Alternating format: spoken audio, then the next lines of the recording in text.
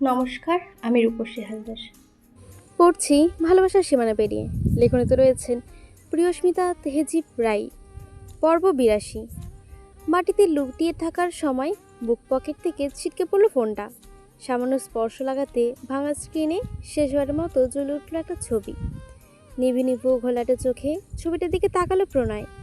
মুখ থেকে খুব আস্তে অস্পষ্টে বেরিয়ে এলো, রক্তচাপা। শিকদার বাড়ির ড্রয়িং রুম জুড়ে অসংখ্য মানুষের আনাগোনা। ফুপিয়ে ফুপিয়ে বিলাপ করার শব্দে সুখের ঘুমটা ভেঙে গেল প্রিয়তার।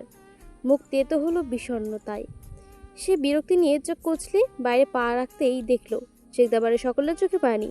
অনুসারী বেগম বারবার জ্ঞান হারাচ্ছেন, কিন্তু বুঝতে পারল না প্রিয়তা। সবকিছু মাথার ৩ হাত ওপর দিয়ে উড়ে গেল যেন। প্রিয়তা কৌতূহল নিয়ে সিঁড়ি দিয়ে নামতেই দেখল সবাই মিলে একটা জায়গায় জটলা পাকিয়ে দাঁড়িয়ে আছে। কে যেন বারবার আহাচারি করে করে বলছে, আহা গো, এত অল্প বয়সী পোলাটা চলে গেল, এখন কি যাওয়ানোর সময়? মহিলাটার কথায় গায়ের পশম দাঁড়িয়ে গেল প্রিয়তার। দৌড়ে সামনে যেতেই থমকে গেল। শিকদার বাড়ির মাঝ বরাবর সাদা কাফনে মুড়িয়ে বাঁশের কাঠে শুয়ে থাকে রয়েছে কেউ একটা। দৃশ্যটা দেখতেই কলেজাটা ছ্যাদ করে উঠল প্রিয়তার। মোহগ্রস্তের মতো সামনে পা বাড়াতেই বাতাসে ভাসা ধূপের গন্ধ আসলো। দম বন্ধ হয়ে এলো তার। লাশের মুখ থেকে কাপড় সরে গেল সাথে সাথেই। না! চিৎকার দিয়ে ঘুম থেকে উঠে বসল প্রিয়তা। নিস্তব্ধ কক্ষে তার চিৎকারের ধ্বনি প্রতিফলিত হলো আরও ভয়ঙ্করভাবে। দরদর করে ঘামছে প্রিয়তা। শরীর বেয়ে নামছে শীতল স্রোত। পরনের কাপড় জামা ভিজে উঠেছে ইতিমধ্যে।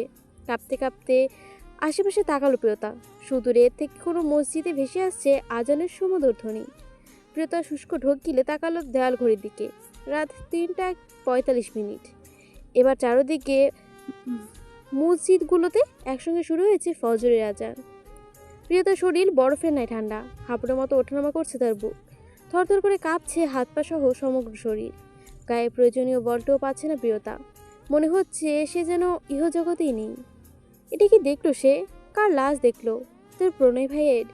স্বপ্নটা কল্পনায় পুনরাবৃত্তি হতেই পুনরায় গা কাটা দিয়ে উঠল। আতকে উঠে চিৎকার করে উঠল মেয়েটা। প্রিয়তা এটাকে স্বপ্ন বলে ধরেই বসলো।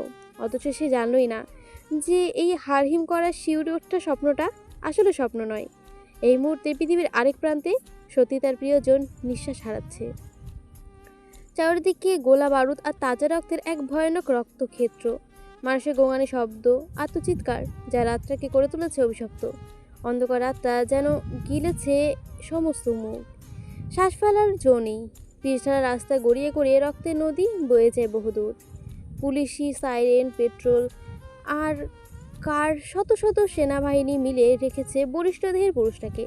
পাহাড়ের মতো বিশাল শরীরটা আজ কত অসহায়, যে বুক দিয়ে সর্বক্ষণ আগলে রাখতো তার জান পাখিটাকে।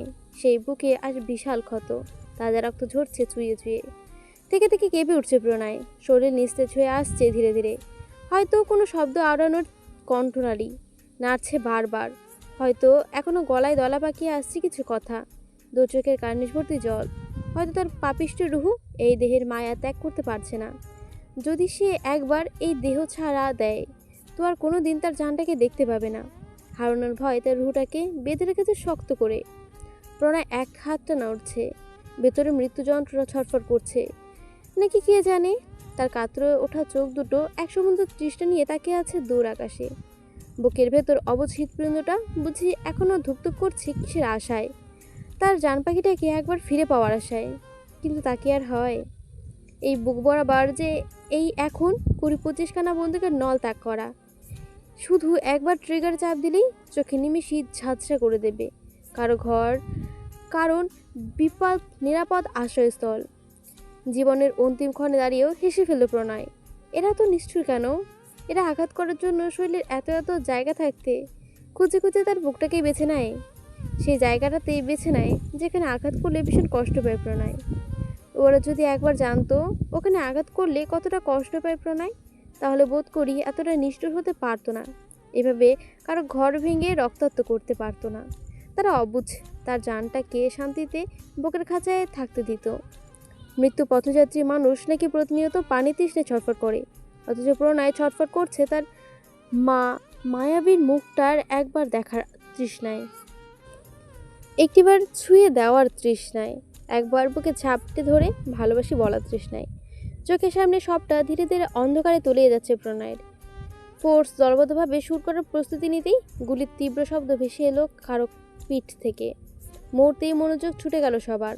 সকলের একত্রিত নিবদ্ধ হলো কালো রঙের টেসলা গাড়ির ওপর। গাড়ির লকে পরপর দুবার শুট করে বেরিয়ে এলো শুদ্ধ।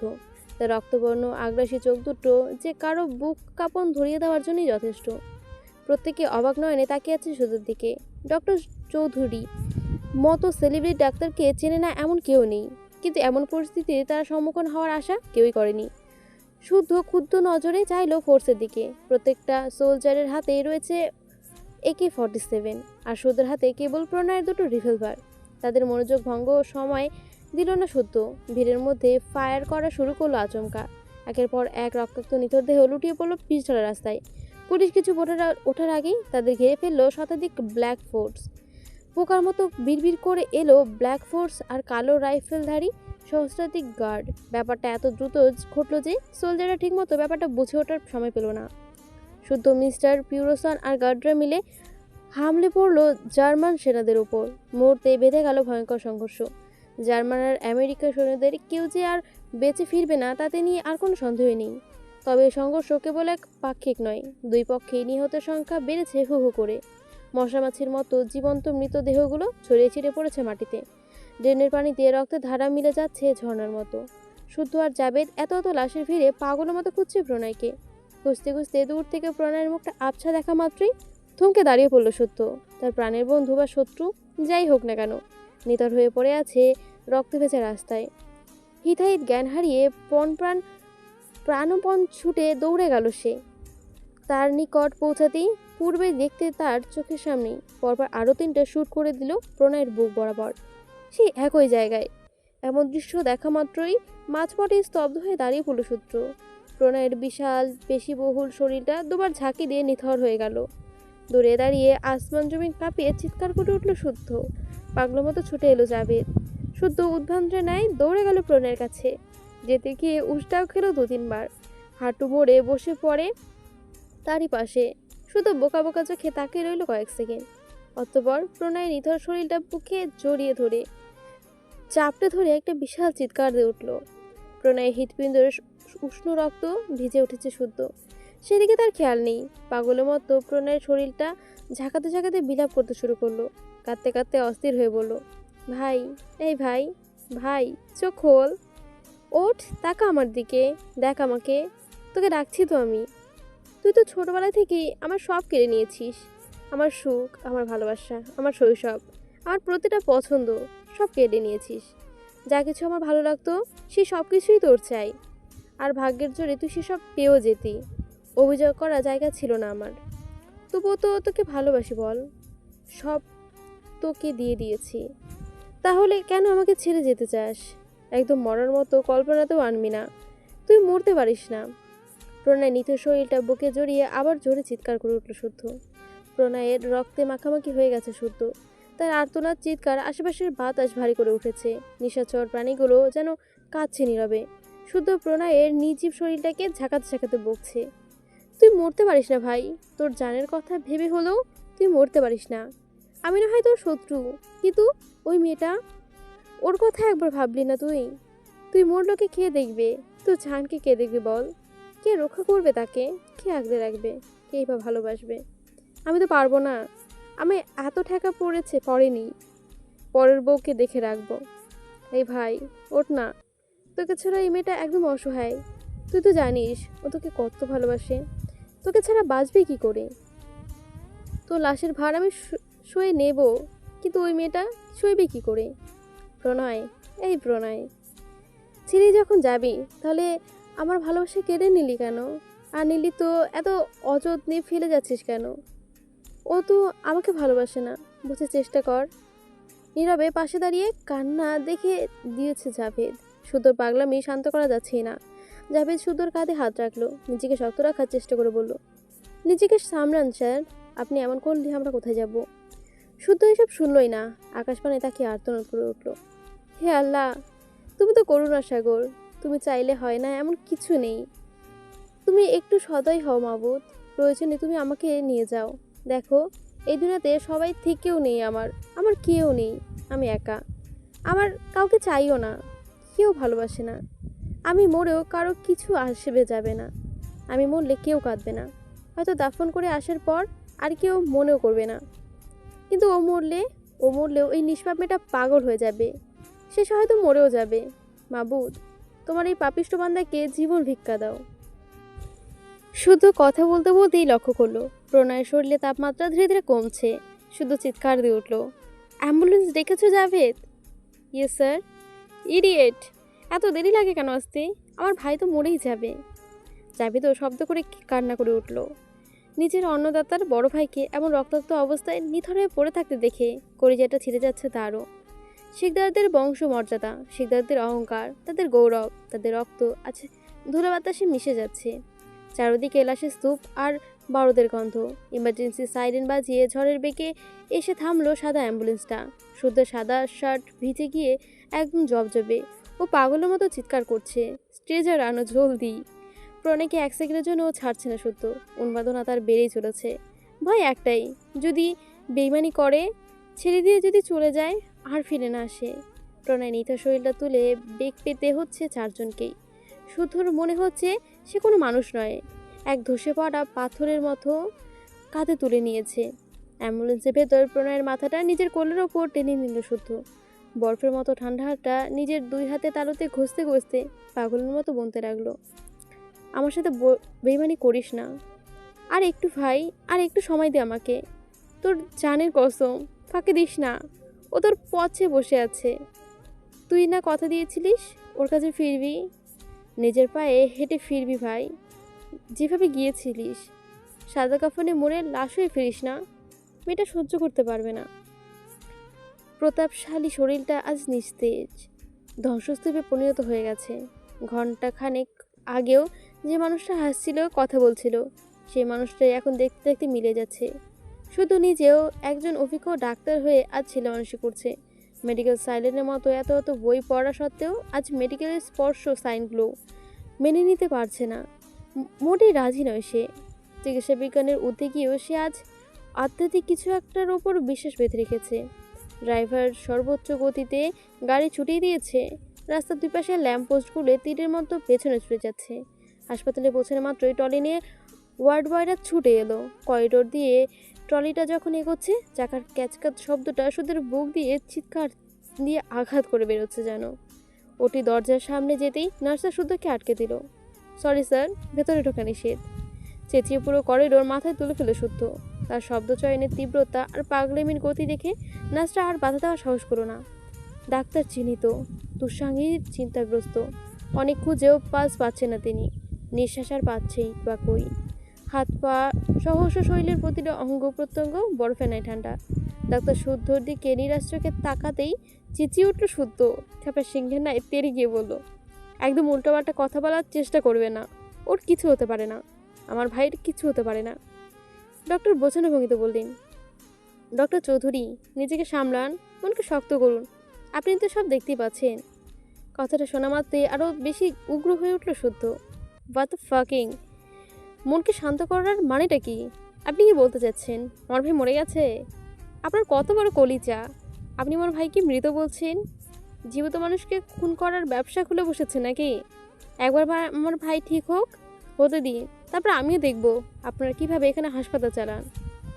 Doctor Chowdhury, just shut up. দুটো ইলেকট্রিক শক দেওয়ার ব্যবস্থা করুন। ডাক্তার ভয় পেয়ে গেলেন। দ্রুত নার্সকে ডেকে বললেন, স্ট্রিচার। ওটির নীলচে আলোর নিচে প্রণয় পেশিবহুল শরীর দেহটাকে বড্ড অসহায় দেখাচ্ছে। স্যাটিজার্স লাইটের অতিরিক্ত আলোয় জলজল করছে নিষ্পাপ একখানা মুখ। বুকের বাপাস পরপর 4টা গর্ত। গুলি এখনও বিঁধে আছে বুকের গভীরে। চারপাশের পরিবেশটা যান্ত্রিক শব্দে ভারী হয়ে উঠেছে। কার্ডিও মডারেটরে পরপর 3টা দীর্ঘ সরলরেখা স্থির হয়ে আছে, যার অর্থ হৃদস্পন্দন স্তব্ধ। ডক্টর ঘামছেন। এই পেশেন্ট হয়তো মৃত্যুর খুব সন্নিকটে, কিংবা মৃত, কিন্তু তবুও তিনি শেষ চেষ্টাটা করতে চান। তিনি হাত দিয়ে কপালের ঘাম মুছে চিৎকার করে নার্সকে বলেন, ডেফিব্রিলেটরের চার্জ করো দ্রুত। যান্ত্রিক ঘরঘর শব্দে মেশিনটা চার্জ হতে শুরু করলো। ডক্টর স্ত্রীর মতো দেখতে দুটো প্যান্ডেল হাতে নিয়ে এগিয়ে গেলেন প্রণয়ের দিকে। ওনার চোখ দুটো বারবার ঘুরে ফিরে প্রণয়ের মুখের ওপর। পেশাদারিত্বের ব্যাঘাত ঘটাচ্ছে ওনার 50 বছরের সুদীর্ঘ কার্ডিয়ার জীবনের। অনেক তো পেশেন্ট দেখেছেন তিনি, তবে এতটা নিখুঁত চেহারার কাউকে দেখেনি বোধ হয়। ভীষণ মায়া লাগে। চেহারার গঠনে এমন কিছু একটা আছে যা খুব আকর্ষণীয়।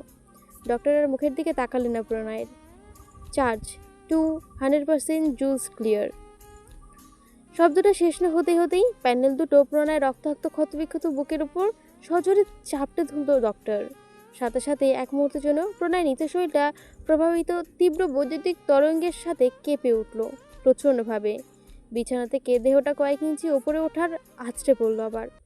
ডক্টর প্রচণ্ড আশা নিয়ে তাকালেন কার্ডিও মনিটরের দিকে, কিন্তু না, একই সেই সরলরেখার বিন্দুমাত্র পরিবর্তন ঘটল না। হাই রেট 0, ব্লাড প্রেশার 0, সব কিছুই 0-র কোঠায়। এই মৃত রোগী ছাড়া আর কি? বাইরে থেকে সুদূর বুক ফাটা আর্তনাদ শোনা যাচ্ছে এখনো। ভাই, তুই কথার খেলাপি করছিস কিন্তু, ফিরে আয় ভাই।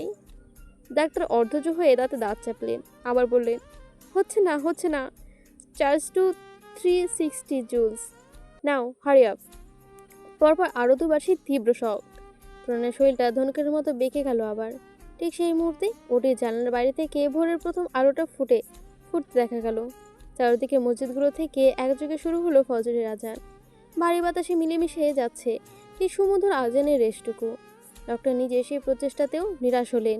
দীর্ঘশ্বাস ফেলে দৃষ্টিপাত করলেন নিথর দেহটার ওপর। হৃদস্পন্দন চিরতরে থমকে গেছে। মৃত সে, আর কোনো সন্দেহ নেই। সাদা চাদরটা দিয়ে মুখ ঢেকে দিলেন ডক্টর। হতাশা নিয়ে পেছন ঘুরতেই যাবেন, ঠিক তখন এই নিস্তব্ধ ঘরে শোনা গেল সঞ্জীবনী শব্দ। Beep beep. শব্দটা শুনে বিস্ময়ে থ হয়ে গেলেন ডক্টর। পেছনে তাকিয়ে আরও বেশি আশ্চর্য হলেন। মনিটর এসে সোজা রেখাগুলো বিতর্কিত হয়ে এসেছে হঠাৎ করেই। লাইনগুলো ছোট ছোট ঢেউয়ের মতো লাফিয়ে উঠেছে। Pulse rate, heart rate, blood pressure সব কিছুই সংখ্যায় 1-2 করে দ্রুত করে বাড়ছে। থমকে যাওয়া হৃদস্পন্দনটা যেন হঠাৎ করেই সচল হয়ে উঠেছে কোন এক জাদু বলে। ডক্টর বিস্ময়ে হতভম্ব হয়ে গেলেন। Oh my god, how is can't possible, he is back. তৎক্ষণাৎ প্রণয়ের বা হাতে তর্জনীটা কাঁপল বোধ হয় সামান্য। তার থেকে 1000 মাইল দূরে নিজের ঘরে ভেজা ঘামা শরীরে প্রিয়তা উঠে আসে সেজদায়।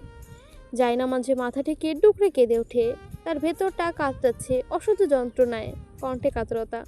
কথাগুলো অস্পষ্ট, ভাঙা ভাঙা, তবু যতটুকু বোঝা যায় প্রিয়তা 2 হাতে তুলে মোনাজাতে বলছে, তাকে সহি সালামতে আমার কাছে ফিরিয়ে দাও মাবুদ, আমার ভালোবাসাকে আমার কাছে ফিরিয়ে দাও। তুমি তো জানো কত পরীক্ষার পর আমি তাকে পেয়েছি। না, তোমার করুণায় পেয়েছি। এটা কেমন স্বপ্ন ছিল? এটা কি দেখালে মাবুদ? আমার কলিজায় যে এত জোর নেই। চোখ বুঝতেই গড়গড় করে অশ্রু গড়িয়ে পড়ল প্রিয়তার গাল বেয়ে। চোখের সামনে নিষ্ঠুরভাবে হেসে উঠল আবার সেই স্বপ্নটা। সাদা কাফনে মোড়ানো বাঁশের খাটে শুইয়ে রাখা নিজের প্রাণপ্রিয় পুরুষটাকে দেখতেই আবারও চিৎকার দিয়ে জ্ঞান হারালো প্রিয়তা। সকাল 6টা। শেখদার বাড়ির গার্ডেন এরিয়ায় তীব্র উৎকণ্ঠা নিয়ে পায়চারি করছে প্রিয়তা। দুরন্ত কোথাও স্থির হয়ে দাঁড়াতে পারছে না। আঙুলে মাথা ওড়না প্যাঁচাতে এদিক ওদিকে ছুটে যাচ্ছে। মূলত সে অপেক্ষা করছে প্রণয় ভাইয়ের।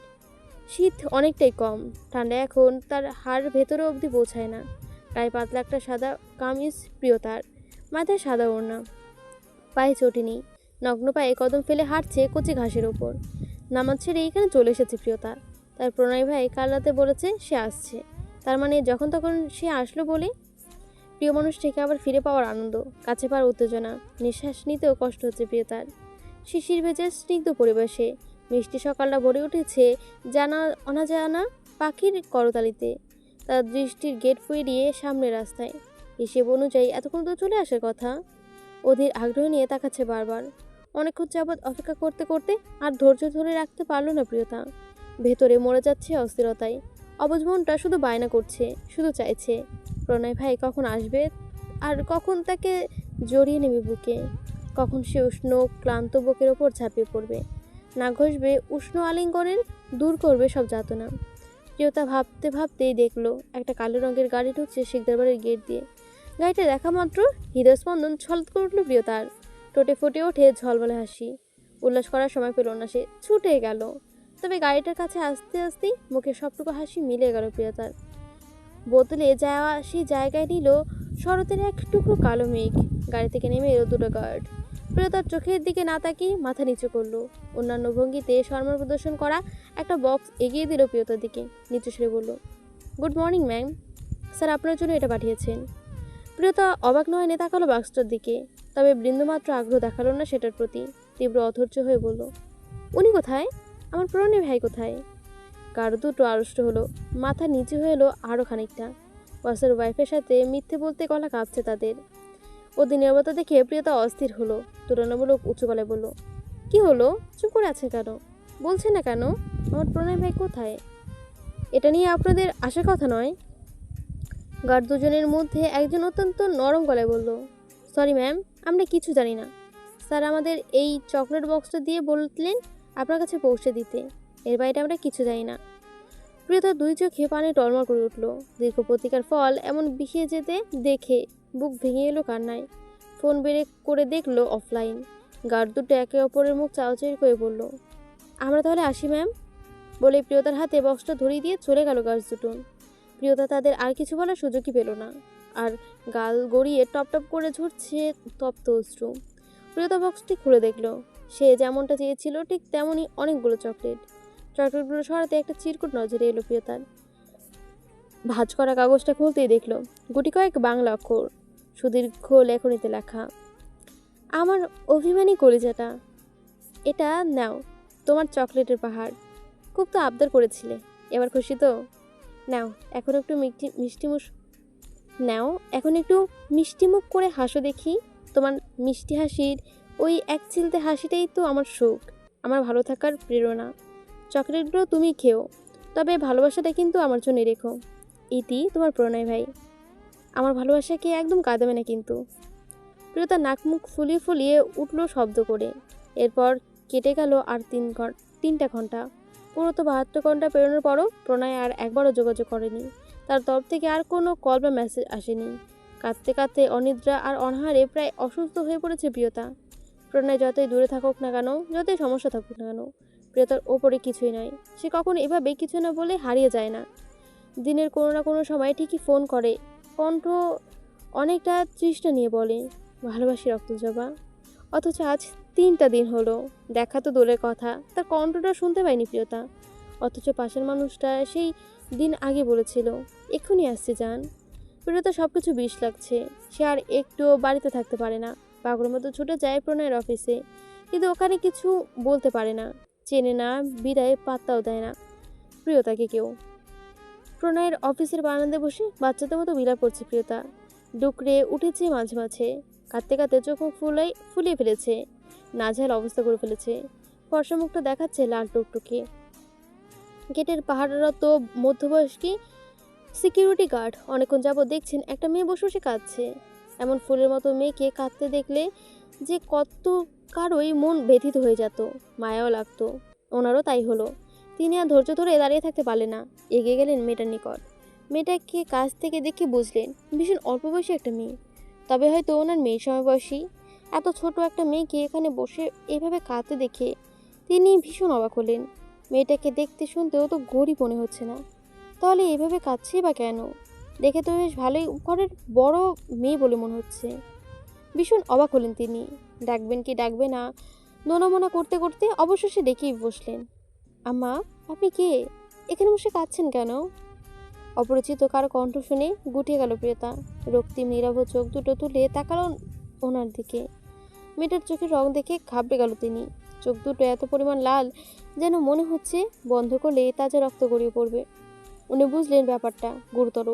তিনি আর দাঁড়ালেন না, ফটাফট বসে বললেন প্রিয়তার পাশে। সন্তান স্নেহে মাথায় হাত রাখলেন, ওতে আদুরে গলায় বললেন, আহা কাঁদো না মা, পুতুলের মতো মুখখানা তো কাঁদতে কাঁদতে শেষ করে দিয়েছো। তুমি কি চাকরির জন্য এসেছো? তোমার কি চাকরি হয়নি, সেজন্যই কি কাঁদছো? আসলে মা কি বলো তো, এই কোম্পানিতে চাকরি পেতে হলে অনেক অনেক পড়তে হয়, কিন্তু তোমাকে তো ছোট বলে মনে হচ্ছে। কেঁদো না মা, কেঁদো না। ওনার আদরে প্রশ্রয় পেয়ে শব্দ করে কেঁদে উঠল প্রিয়তা। গুনগুনিয়ে করা কান্নার শব্দে রূপান্তরিত হচ্ছে। মধ্যবয়স্ক ভদ্রলোক মুশকিলে পড়ে গেলেন। মেয়েটাকে এভাবে ফেলেও যেতে পারছেন না, বড্ড মায়াও লাগছে তার। তিনি প্রিয়তার মাথায় হাত রেখে আবার বললেন, আচ্ছা মা, তুমি কেঁদো না। আমি এই কোম্পানির ম্যানেজার স্যারের পিএর সাথে কথা বলে তোমাকে একটা চাকরি পাইয়ে দেব। প্রিয়তা দুই পাশে মাথা নাড়লো, এতক্ষণে মুখ খুলতো, হেঁচকে তুলতে তুলতে বলল, আমার চাকরি লাগবে না চাচা, আমার প্রণয় ভাইকে লাগবে। মেয়েটার কথা শুনে কিঞ্চিৎ ভড়কালেন ভদ্রলোক। মেয়েটা চাকরির জন্য আসেনি, নামটা কি যেন নিল। তিনি বিষয়টা ভালো মতো বুঝতে পারলেন। আম্মা, বুঝলাম না, তুমি চাকরির জন্য আসোনি? প্রিয়তা আবার ওদের পাশে মাথা নাড়লো। তাহলে কেন এসেছো? ফুপি এঁকে উঠল প্রিয়তা। থেমে থেমে কণ্ঠরত কণ্ঠে বলল, প্রণয়ের ভাইয়ের জন্য এসেছি। মুখ হা হয়ে গেল ভদ্রলোকে। তিনি বিস্ময় নিয়ে জানতে চাইলেন, তুমি স্যারের বোন হও? প্রিয়তা আবারও দুই পাশে মাথা নাড়ল। তাহলে আমি ওনার স্ত্রী। মুহূর্তে এই লোকটির চোখ মুখে অবিশ্বাসের ছায়া নামলো। সর্বপ্রথম মুখ থেকে বেরিয়ে এলো, প্রণয় শেখদার বিবাহিত? অতঃপর চোখ বড় বড় করে তাকালেন মেয়েটার দিকে। ছোট্টখাট্ট বাচ্চা একটা মেয়ে, হয়তো ওনার মেয়ের থেকে কেউ 2-1 বছর ছোটই হবে। এই মেয়েটাকে প্রণয় শেখদারের স্ত্রী দাবি করছে। এই বিশাল সাম্রাজ্যের অধিপতি প্রণয় শেখদারের স্ত্রী ভাবা যায়? এটা যেন বিশ্বাস করতেও কোথায় একটা কষ্ট হচ্ছে ওনার। তবে মেয়েটার চোখ মুখ দেখে মনে হচ্ছে না সে মিথ্যে বলছে। আবার মনে হলো হতেও তো পারে আবরার শেখদার প্রণয় তার ব্যক্তি জীবনে সম্পূর্ণ প্রাইভেটই রাখেন। তা কখনোই জনসাধারণের সামনে আনেন না, মিডিয়ার ল্যাম্পলাইট কাটতেও পারেন না। তাই তার স্ত্রী বা পরিবারের সম্বন্ধে বিশেষ কিছু তার জানা নয়। তিনি নিজেকে স্বাভাবিক করে প্রিয়তার উদ্দেশ্যে বলেন, স্যারের জন্য কাঁদছো কেন মা? প্রিয়তা দুই হাতে মুখ চেপে ধরল, ফুফাতে ফুফাতে বলল, উনি উনি 4 দিন আগে ফিরে আসবে বলে এখনও ফেরেননি চাচা। আমি ওনার কোনো খবর জানি না, এটাও জানি না উনি কোথায় আছেন, কেমন আছেন। এখনও সবাইকে কত করে জিজ্ঞাসা করলাম, সিকিউরিটির ভেতরে যেতে দিল না। বলতে বলতে ডুকরে উঠল প্রিয়তা। নোনার জলে স্রোত গলা গাল বুক ভেসে যাচ্ছে। রহমান মিয়া মায়াকে মেয়েটার সময়ের ওপর দেয়। সিকিউরিটি চিনতে পারেনি, তাই হয়তো ভেতরে যেতে দেয়নি। তবে প্রণয় শিকদারের খোঁজ পাওয়া যাচ্ছে না শুনে ভ্রু কিছুটা কুঁচকালেন ওনার। আজ কম দিন তো চেনে না তাকে, প্রায় 12 বছর হতে যায় এই কোম্পানিতে চাকরি করেন। এই কোম্পানির একদম শুরুর সময় থেকেই আছেন।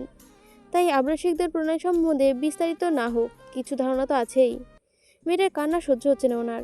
উনি মালিকের বউ শুনে ভয় পেয়ে সরে গেলেন না, বরং প্রিয়তার মাথায় হাত রেখে আগের মতোই স্নেহ সুলভ কণ্ঠে বলল, তুই চুপ করে বস মা, 2 মিনিট শব্দ করিস না। প্রিয়তা ফ্যালফ্যাল করে তাকালো। রহমান মিয়া নিজের বটন ফোনটা বের করে কল লাগালেন ম্যানেজার থেরাপি আবরার শিকদার প্রণয়ের পার্সোনাল অ্যাসিস্ট্যান্ট জাভেদের নাম্বারে। বেশ কয়েকবার রিং হওয়ার পর অপর পক্ষ থেকে কোনো জবাব এলো না। ফোন ধরল না জাভেদ। তৃতীয়বার, চতুর্থবার, পঞ্চমবারের মতো ফেলায় ফোন রিসিভ হলো। জাভেদ ব্যস্ত কণ্ঠে তাড়া দিয়ে বলল, জি স্যার বলেন। জি চাচা বলেন। রহমান মিয়া একবার প্রিয়তার দিকে তাকিয়ে শান্ত কণ্ঠে বলল, স্যার কোথায়? জাভেদ চুপ করে রইল। চোখ বড় বড় করে ফোনের দিকে তাকালো প্রিয়তা। উত্তেজনা দমিয়ে অধৈর্য চিত্তে জবাবের অপেক্ষা করতে লাগলো। কাঙ্ক্ষিত ব্যক্তি সম্বন্ধে জানার জন্য মরিয়া হয়ে উঠল কান দুটো। রহমান মিয়া ফের বললেন, কন বাজান, স্যার কোথায়? জাভেদ কিছুক্ষণ চুপ থেকে বলল, ফোরেন্স নাইট্রেট হাসপাতালে। জবাবটা শোনা মাত্রই বুকের ভেতর ধক করে উঠল প্রিয়তার। কথা বলার জন্য উদ্বিগ্ন হতেই রহমান মিয়া ইশারায় শব্দ করতে বারণ করলো। কণ্ঠে চিন্তার রেশ টেনে বললেন, হসপিটালে কেন বাজান, স্যারের কিছু হয়েছে? জাভেদ কিছু বলতেই যাচ্ছিল, তার পূর্বে পাশ থেকে ডক্টরের কথা শোনা গেল, দীর্ঘ 75 ঘন্টার পর আপনাদের পেশেন্টের সেন্স ফিরেছে, তবে আংশিক। তিনি এখনও পুরোপুরি সেন্স আসেনি, তার জন্য আরও 3 থেকে 7 দিন অপেক্ষা করতে হবে। তবে পরিস্থিতি অনেকটাই নিয়ন্ত্রণে আনা গেছে, বিপদমুক্ত ইনশাল্লাহ। আল্লাহর অনেক রহমতে এই যাত্রায় উনি মৃত্যুর মুখ থেকে ফিরে এসেছেন। 4টা বুলেট এক জায়গায় 4 বার ওনার হার্ট লেগেছিল, তাও এক সাইডে। হার্ট সম্পূর্ণ থেমেই গিয়েছিল, তাই এই নিয়ে দ্বিতীয়বার ওনার হার্ট ট্রান্সপ্ল্যান্ট হলো। মনে রাখবেন, হার্ট ট্রান্সফার এতটা অত্যন্ত জটিল সার্জারি, ঘন্টার পর ঘন্টা সময় লাগে, বারবার করা যায় না। এবার হার্টের বিশেষ খেয়াল রাখবেন, নইলে তৃতীয়বার আর আরম্ভ হবে না। তবে বলতেই হবে ওনার আয়াত আছে, আল্লাহর রহমত আছে, নাহলে আমরা তো ওনাকে মৃত ঘোষণা করেই দিয়েছিলাম। কীভাবে এই অসাধ্য সাধন হলো কেবল আল্লাহই ভালো জানেন। এই নিন আপনাদের বিল, আর পেমেন্ট করে নামটা লিখে দিন, আবরার শিকদার প্রণয়। ওকে, বিলের মেডিসিনগুলো কাউন্টারে জমা করে দিন। ডাক্তারের কথাগুলো শেষ হতে না হতেই কল কেটে দিল রহমত মিয়া। অজান্তে ওনার চোখের কোণে বেয়ে উঠল। তিনি ব্যথাতুর চোখে তাকালেন প্রিয়তার দিকে। মেয়েটা একদম নিষ্পাপ প্রার্থনের মূর্তির মতো ফ্যালফ্যাল করে তাকিয়ে আছে, যেন কোনো শব্দ, কোনো বাক্য তার কান অবধি পৌঁছায়ই না। রহমত মিয়া চিন্তিত হয়ে বললেন, আমাজান, আপনি ঠিক আছেন? রহমত মিয়া কথা শেষ করতে পারলেন না। ওনার চোখের সামনেই বসা অবস্থায় ফ্লোরে লুটিয়ে পড়ল প্রিয়তা। অতিরিক্ত শক পেয়ে মেয়েটা জ্ঞান হারিয়েছে। মেয়েটাকে এইভাবে অজ্ঞান হয়ে যেতে দেখে প্রচণ্ড ঘাবড়ে গেলেন রহমত মিয়া। প্রিয়তার গালে আলতো চাপে দিতেই ভয়ের কণ্ঠে ডাকলেন, আম্মা, আমারে। সাড়া দিল না প্রিয়তা। বহু চেষ্টার পর অবশেষে জ্ঞান ফেরাতে পারলেন তাকে। তাকে জ্ঞান ফেরাতে বিরাট সমস্যার সম্মুখীন হতে হয়েছে। জ্ঞান ফেরা মাত্রই কোনো দিকে না তাকিয়ে চিৎকার দেখে উঠল প্রিয়তা। তার আর্তনাদের শব্দে দাঁড়িয়ে আশেপাশে কেঁপে উঠল উপস্থিত প্রত্যেকটা মানুষ। প্রিয়তা কারো তোয়াক্কা করল না। রহমত মিয়ার প্রিয়তার পাশে বসে নরম গলায় বললেন, আপনার বাসার মানুষকে খবর দিয়ে আম্মা যান। আপনি কাঁদবেন না দয়া করে। অফিস ভর্তি স্টাফ, তাদের চোখে অবিশ্বাস। তারা প্রত্যেকেই বিস্মিত, হতভম্ব। সকলে চোয়াল ঝুলিয়ে হা করে তাকিয়ে আছে ছোট্টখাটো গঠনের পুতুলের মতো মেয়েটার দিকে। তাদের হয়তো বিশ্বাস করতে কষ্ট হচ্ছে এটা তাদের বসের ওয়াইফ। আবরার শিকদার প্রণয় এমন একজন ব্যক্তি যার ইমোশনাল দেখতে পাওয়া তো দূরের কথা, তার চেহারার ভাবভঙ্গি পরিবর্তনই খুব কম মানুষই দেখেছেন। সেখানে তার বউ এভাবে ঘরভর্তি মানুষের সামনে গলা ফাটিয়ে কাচ্ছে। এই মেয়ের ম্যাচিউরিটি লেভেল বলছে এই মেয়ের নাক টিপলে হয়তো দুধ বেরোবে। এত চাইল্ডিশ বিহেভিয়ারের এত ছোট্ট মেয়েকে তাদের বস বিয়ে করেছে। কেমনি বিশ্বাসযোগ্য এটা? এত বড় এজ গ্যাপ, না না, এটা তো রীতিমতো জেনারেশন গ্যাপ। তাদের আশাহত হওয়ার কথাটা কারণটা সম্পূর্ণ যৌক্তিক। কারণ কল্পনায় তাদের বসের স্ত্রী ছিল তাদের বসের মতোই পারফেক্ট, সবগুণ সম্পূর্ণ এক পরিণত মহিলা। তার বাস্তবে পড়ানো আর সম্পূর্ণ বিপরীত। এই মেয়ের বেবি ফেস আর বেবি স্কিন এখনো স্পষ্ট। বয়স কত হবে? 16 থেকে 17, নাকি 18 থেকে 19? তার থেকে একটু কম নাকি একটু বেশি? সঠিক ধরা যায় না। প্রিয়তার অবস্থা বিকৃতিক দেখে চিন্তিত হলেন সকলে, ভয় পেলেন অনেকটা। এসব ঘটনা জানতে পারলে বসকে তাদের আস্ত রাখবে? সময়ের সাথে সাথে প্রিয়তার চিৎকার, চেঁচামেচি, আর্তনাদ, বিলাপ কোনোটাই থামছে না, বরং বাড়ছে তার চক্রবৃদ্ধি হারে। ইতিমধ্যে জ্ঞান হারিয়েছে তৃতীয়বার। ভীতিগ্রস্ত জনগণের মধ্যে কে যেন শিকদার বাড়িতে ফোনও করেছে। তার ঘণ্টাখানেকের মধ্যে ঝড়ের বেগে এসে হাজির হলো প্রেম। কিছুটা দূরে দাঁড়িয়ে চিৎকার দিয়ে ডাকলো, বনু। বারান্দার এক কোণে দাঁড়িয়ে মুখ গুজে বাচ্চাদের মতো শব্দ করে বিলাপ করছে প্রিয়তা। তার ঘন কালো চুলের রাশি অযত্নে অনাদরে লুটিয়ে পড়েছে ধুলোবালি মাখানো মেঝেতে। বোনের বিষম্য বিধ্বস্ত অবস্থা দেখে আর্তনাদ করে উঠল প্রেম। ছুটে এলো প্রিয়তার কাছে, হাঁটু গেড়ে বসলো বোনের পাশে। তাদের এই জীবন্ত পুতুলটা তার ভাইয়ের যে কত যত্নের, কত আদরের, প্রাণের চেয়েও বেশি প্রিয়। এই পুতুলটা নাকি এই নোংরা ধুলো বালিতে গড়াগড়ি খাচ্ছে। আহা ভাই, তুই কোথায়? এই দৃশ্য কলিজায় সয় না। বোনের বুক ফাটা আর্তনা দেখে নিজের চোখে পানি ধরে রাখতে পারছে না প্রেম। বোনের মাথায় হাত রাখতেই অশ্রুসিক্ত জল জলের চোখে ভাইয়ের দিকে তাকালো প্রিয়তা। প্রেম কিছু বলার পূর্বে ঝাঁপিয়ে পড়লো তার বুকে। ভাইকে জাপটে ধরে পাগলের মতো বলতে লাগলো, আমি মরে যাব ভাইয়া। আমার প্রণয়ের ভাইয়ের এতটুকু কিছু হলে আমি মরেই যাব। তোমার ভাইয়ের এই নিষ্ঠুরতা আমি শেষ করে দেবে। সে কিভাবে পারলো আমাকে একা রেখে চলে যাওয়ার কথা ভাবতে? সে কি জানে না তাকে ছাড়া তার রক্তচাপা ঝরে যাবে? প্রেম বনুকে চেপে ধরলো, মিশে সান্ত্বনা দেওয়ার চেষ্টা করলো। বনু, বনু রে, শান্ত হ প্লিজ, একটু শান্ত হ। প্রিয়তা আরও জোরে জোরে চিৎকার দিয়ে উঠলো, তার বুকটা পড়ে যাচ্ছে ভাইয়া, আমার বুকটা পড়ে যাচ্ছে, আমার কলিজাটা ছিঁড়ে যাচ্ছে। আমার প্রণয় ভাইয়ের মৃত্যুর সাথে লড়ছে। তাহলে তোমরা আমাকে কেন বাঁচিয়ে রেখেছ? আমার প্রণয় ভাইয়ের বুকে 4টা গুলি লেগেছে, তাহলে আমার বুকটা কেন অক্ষত? আমার প্রণয় ভাইয়ের নাকি গুলি লেগেছে। আমার জান কি বেঁচে আছে ভাইয়া? আমার কলিজা কি বেঁচে আছে? তার কিছু হলে আমার জন্য আলাদা করে কবর করো না ভাইয়া। আমাকেও প্রণয়ের ভাইয়ের বুকে শুয়ে দাফন করে দিও, সাথে কবরের উপর খোদাই করে লিখে দিও তারা একে অপরকে ছাড়া বাঁচতে পারবে না। তাই তারা মৃত্যুর পরেও একই সাথে থাকতে চায়। প্রেম নিজেকে ধরে রাখতে পারল না, বোনকে চাপতে ধরল শক্ত করে। এই খবরটা তারা 3 দিন আগে পেয়েছে। শিকদার বাড়ির সকল পুরুষ সদস্যই এই বিষয়ে অবগত, কেবল জানতো না প্রিয়তা, ইচ্ছে করে জানানো হয়নি তাকে। এই খবর শুনলে তাকে সামলানো যাবে না, পাগলামি করবে, চিৎকার চেঁচামেচি করবে বলে জানানো হয়নি তাকে। না জেনে মেয়েটা এই 3 দিন যে উন্মাদনা দেখিয়েছে আর যে পাগলামিটাই করেছে। প্রিয়তা কাঁদতে কাঁদতে বলল, আমাকে আমার জানের কাছে নিয়ে চলো ভাইয়া, আমাকে আমার প্রণয় ভাইয়ের কাছে নিয়ে চলো। তোমার বুকে আমি শান্তি পাচ্ছি না, আমার নিঃশ্বাস নিতে কষ্ট হচ্ছে। আমি আমার প্রণয়ের ভাইয়ের বুকে যাব। বিশ্বাস করো, আমার নিষ্ঠা গলার কাছে এসে আটকে আছে, মনে হয় মারা যাচ্ছি, বুকে খুব কষ্ট হচ্ছে ভাইয়া। জানো ভাইয়া, ওরা আমার প্রণয় ভাইকে গুলি করেছে, আমার জানকে গুলি করেছে। ওরা তো গুলিটা আমার বুকেও চালাতে পারতো, বলো। ওরা কেন আমার প্রণয় ভাইকে বেছে নিল? কেন তাকে এত নির্দয়ভাবে আঘাত করলো? কেন এত কষ্ট দিল? আমার জানটা না জেনে কত ব্যথাই পেয়েছে। এই সমস্ত পাগলামি আর সহ্য হচ্ছে না প্রেমের। অসহায় কণ্ঠে বলল, শান্ত হ বোন, তুই তুই এমন পাগলামি করিস না। ভাইয়ার জ্ঞান ফিরেছে, ভাইয়া একদম ঠিক আছে, ফিরে আসবে তো তোর কাছে। শান্ত হয়ে যা লক্ষ্মীটি। খেপে গেল প্রিয়তা, মেজাজ হারিয়ে বলল, তুমি তুমি আমায় নিয়ে যাবে না তো? বেশ, যেতে হবে না। আমি বুঝে গেছি তোমরা সবাই খারাপ। তোমরা কেউ চাও না আমি আমার প্রণয় ভাইয়ের কাছে যাই। আচ্ছা, আমার কাউকে লাগবে না, আমি একাই যাব। হঠাৎ প্রিয়তাকে উগ্র হয়ে যেতে দেখে ভয় পেয়ে গেল উপস্থিত জনগণ। প্রিয়তা ধাক্কা দিয়ে সরিয়ে দিল প্রেমকে, উঠে দাঁড়ালো। কেউ কিছু বোঝার আগে এক ছুটে বের হয়ে গেল গেট থেকে। এহেন কাণ্ডে বোকা বনে বা দাঁড়িয়ে রইল সকলে। গেটের বাইরে ব্যস্ত সড়ক, প্রতি সেকেন্ডে শত শত যানবাহন ছুটে যাচ্ছিল। ভয়ে হৃদস্পন্দন মুচড় দিয়ে উঠল প্রেমের। দৌড়ে পিছু নিল প্রিয়তার। মেইন রোডের মাঝ দিয়ে বেসামাল গতিতে চোখ মুছতে মুছতে ছুটে যাচ্ছে প্রিয়তা অজানা গন্তব্যে। টলমেন্টে পা এদিক থেকে অধীর সোজা গিয়ে পড়বে চাকার নিচে। আশেপাশে সামনে পিছে বড় বড় গাড়ি, তার পায়ের গতিতে সামান্যতা নেই। উল্টো দিকে থেকে ছুটে আসা দ্রুতগামী ট্রাক হর্ন দিয়ে যাচ্ছে অনবরত, কিন্তু হুঁশ নেই প্রিয়তার। অনেকটা কাছে চলে এসেছে ট্রাকটা, ধাক্কা মারতে যাবে তার আগে হাঁচকা টানে উল্টোর দিকে ফেলে দিল কেউ। তাল সামলাতে না পেরে পড়ল প্রিয়তা, মুখ থুবড়ে পড়ল পিচ রাস্তা ঢালাইয়ের উপর। মরতেই হাঁটুয়ার কোণে তুলতুলে চামড়া ছিঁড়ে গিয়ে রক্ত বেরিয়ে এলো। পথচারী লোকের ঢল নামলো রাস্তায়। জটলা পাকিয়ে দাঁড়িয়ে গেল মুহূর্তে। ভিন্ন জন উঁচু নিচু ভিন্ন কথা বলছে, কিন্তু এসবের কোনো ধ্যান নেই প্রিয়তার। সে বোকা চোখে তাকাচ্ছে সবার দিকে, যেন সে এদের কথাই কেউ কিছু বুঝতে পারছে না। দেখতে দেখতে আবারও জ্ঞান হারিয়ে রাস্তায় লুটিয়ে বলল প্রিয়তা। তার শিমুল তুলনায় দেহখানা পড়ে রইল ধুলামাখা রাস্তায়। জটলা থেকে ছুটে এলো প্রেম। বোনকে আবারও অজ্ঞান হয়ে যেতে দেখে ভেতরটা কুকড়িয়ে উঠল তার।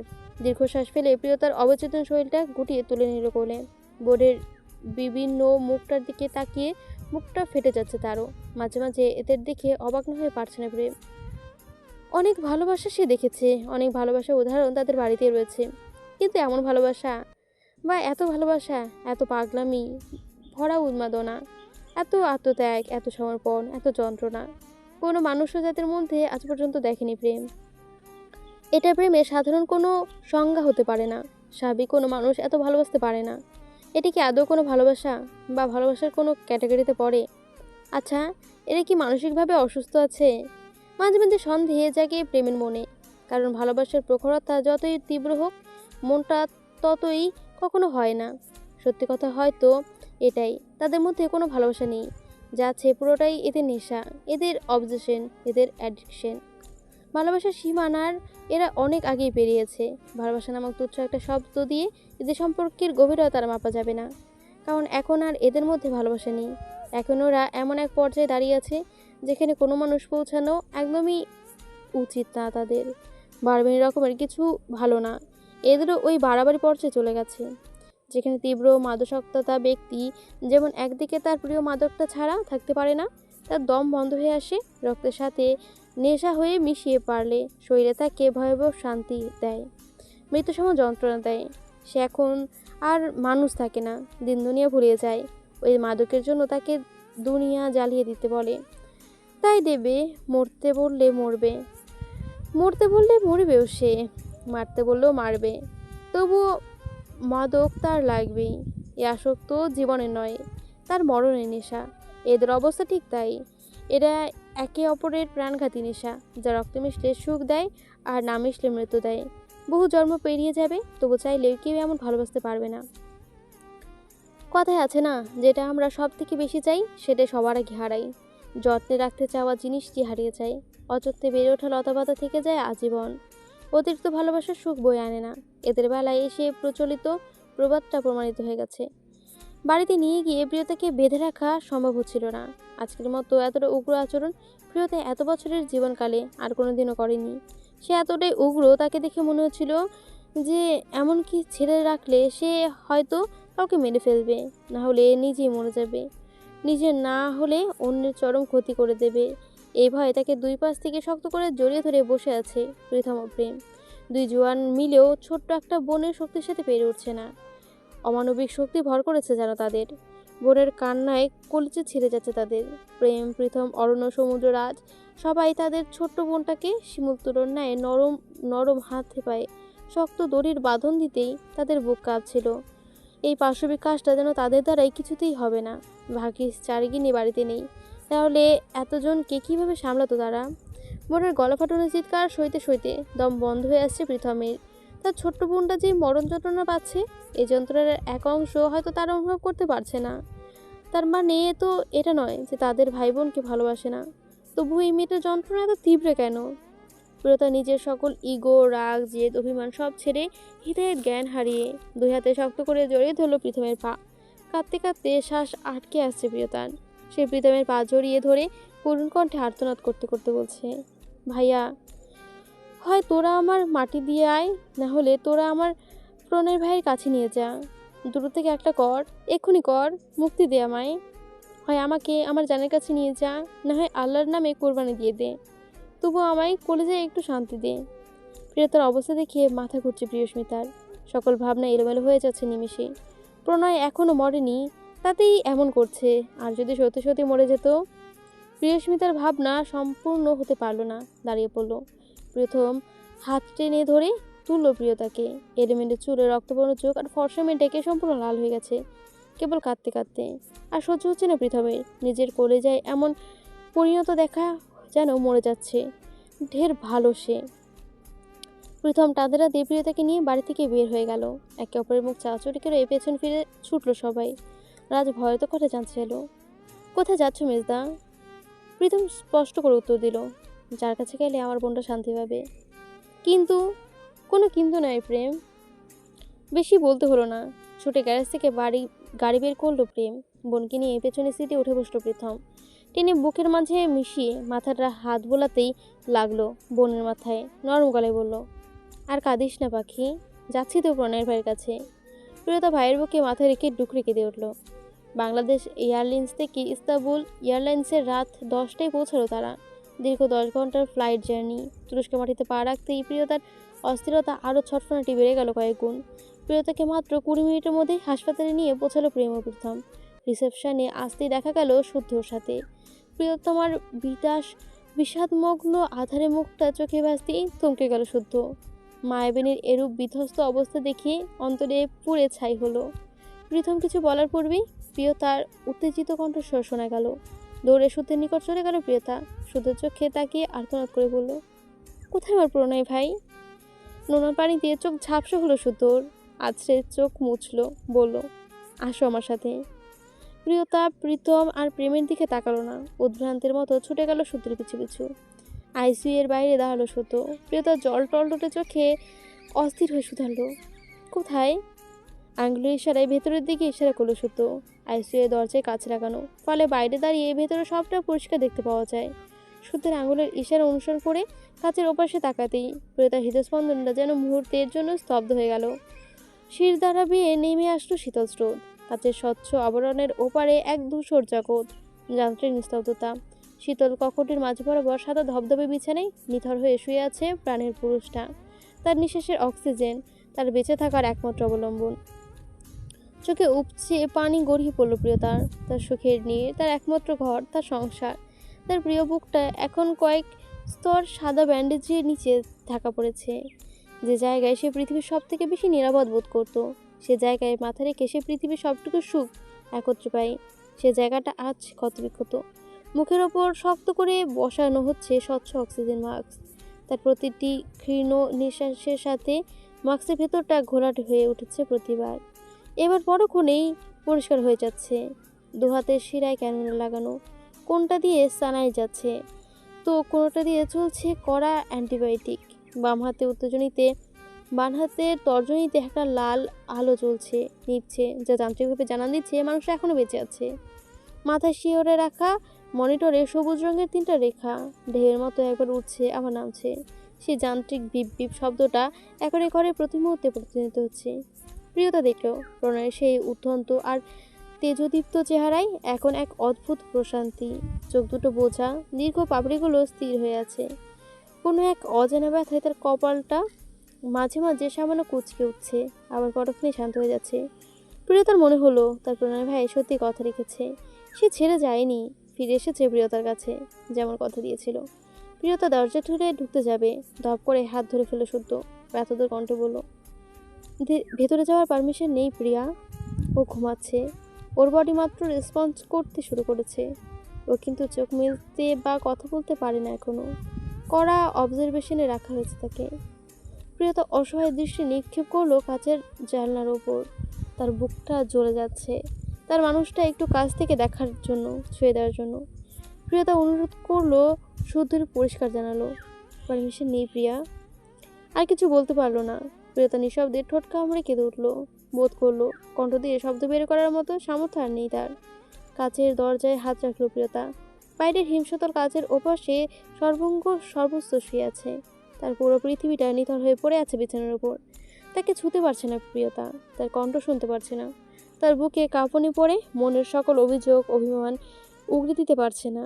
এক অদ্ভুত হাহাকার প্রিয়তার কণ্ঠ চিরে বেরিয়ে আসতে চাইল, কিন্তু সে তবুও পাথর হয়ে দাঁড়িয়ে রইল।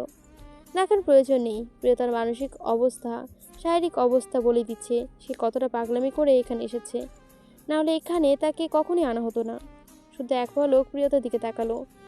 মেয়েটার দৃষ্টিতে এতটুকু আকুলতা নিয়ে চেয়ে আছে প্রণয়ের দিকে। সে হাজার তৃষ্ণার্ত চাতক তার কাঙ্ক্ষিত এক বিন্দু পানের দিকে শতজামের পিপাসা নিয়ে যেমন তাকিয়ে থাকে, ঠিক তেমনই প্রণয়ের প্রতি প্রিয়তার এই মারাত্মক ভালোবাসার ব্যাপারটা যতবারই স্বাভাবিকভাবে নেওয়ার চেষ্টা করে শুদ্ধ, ততবারই হৃদয়টা আরও বেশি বিবর্ণিত হয়ে যায়। রক্তাক্ত হয়েছে, ক্ষতবিক্ষত হয়েছে। পাগল মনটা মানতে চায় না এই যে নারী তার নয়, অন্য কারো। এই নারী তাকে নয়, অন্য কাউকে পাগলের মতো ভালোবাসে, উন্মাদের মতো ভালোবাসে। মাঝে মাঝে রমণের হাত ধরে বাচ্চার মতো অভিমানী গলায় বলতে ইচ্ছে করে, এই বৈষম্য কেন গো আমার প্রতি? এতটা অবিচার কেন ওকে?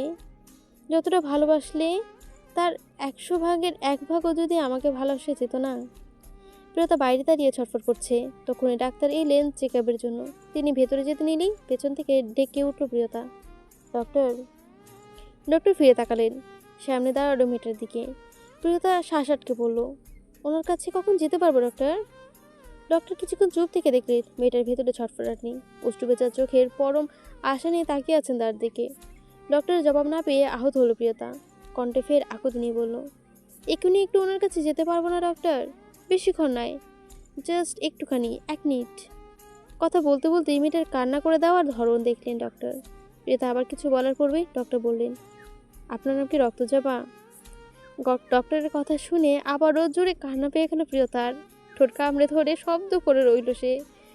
সম্মতিমূলক মাথা ওপর নিচে ঝাঁকিয়ে আবার চাইল প্রণয়ের দিকে। মৃদু কান্নার ছন্দে তিরতিরে করে কাঁপছে শরীর। ডক্টরের বিস্ময় অন্ত রইল না। তিনি মাথা থেকে পা পর্যন্ত খুঁটিয়ে খুঁটিয়ে দেখলেন সামনে দাঁড়ানো মেয়েটাকে। তিনি স্পষ্ট করে দেখতে পেলেন আসক্তির কি মারাত্মক অসুখে ভুগছে দুইজন, যাকে মেডিকেল ভাষায় বলে কর্ডিওপেনিরিক্স সিনড্রোম। ডক্টর, প্রিয়টাকে সম্ভিত ফিরলে ডক্টরের। তিনি আইসিইউর ভেতরে প্রবেশ করতে করতে বললেন, আপনি ভেতরে আসতে পারেন। আপনার কণ্ঠপাত স্পর্শ পেলে উনি আরও দ্রুত রিকভার করবেন। বলে ভেতরে চলে গেলেন ডক্টর। প্রিয়তার অশ্রুসিক্ত ভেজা চোখ দুটি খুশিতে ঝিলঝিলিয়ে উঠল। প্রিয়তাকে হাসতে দেখে খুশি হলেন শুদ্ধ। প্রিয়তার চোখের পাপড়ি কাঁপছে, মুখ ধুরফুর করছে। শরীরের সবটুকু শক্তি যেন ওকে শুষে নিয়েছে। ভারী কাছে দরজা দিয়ে ভেতরে প্রবেশ করলো প্রিয়তা। বাইরে থেকে ভেতরের টেম্পারেচার তুলনামূলক কম। প্রতিটা কদমে অনুভূত হচ্ছে কেউ তার প্রাণশক্তি শুষে নিচ্ছে ধীরে ধীরে। সে যত কাছে এগোচ্ছে প্রণয় ভাইয়ের বিশাল অবয়বটা তত বেশি পরিষ্কার হচ্ছে তার নিকট। তার অস্থিরতার অনুভূতি গলার কাছে নিঃশ্বাস আটকে দিচ্ছে। প্রিয়তা নাচ ছুঁয়ে চোখ বন্ধ করেও এখন সে দিব্যি অনুভব করতে পারছে তার জানকে। বিছানায় একদম কিনারে এসে দাঁড়িয়ে পড়ল প্রিয়তা। বুকটা অসম্ভব কাঁপছে, গলা বেয়ে টুকটুক করে গড়িয়ে পড়ছে পানি। চোখ দুটো আর কত কাঁদবে? এবার বুঝি পানির বদলে রক্তই ঝরবে। প্রিয়তা শব্দ রোধ করতেই 2 হাত মুখ চেপে ধরল। পাশের টুলে বসে ফুঁপিয়ে উঠল। নিঃশব্দ কান্নায় তালে তালে দুলছে তার তনু শরীর। নিজেকে কিছুদিন সামলাতে পারছে না মেয়েটা। নিজের কাপা হাতটা বাড়িয়ে রাখলো প্রণয়ের হিমশীতল হাতের উপর। তাকে ছুঁয়ে যেন নিজেই কেঁপে উঠল। সেই স্বস্তিদায়ক চেনা স্পর্শটা হাতে লাগতেই ভেতরে সব কান্নার যেন এক মুহূর্তেই ফুল স্টপ লেগে গেল প্রিয়তার।